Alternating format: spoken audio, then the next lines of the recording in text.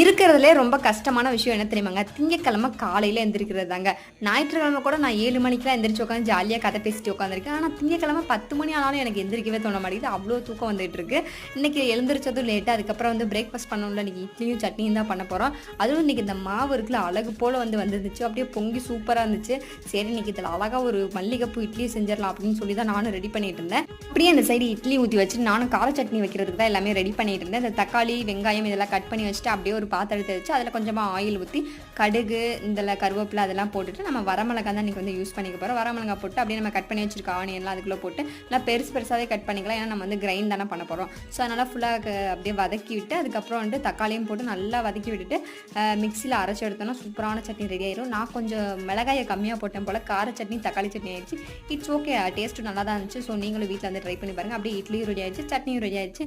நானும் அப்படியே சாப்பிட்டு என்னோட வேலையை ஆரம்பிச்சிட்டேன். So next video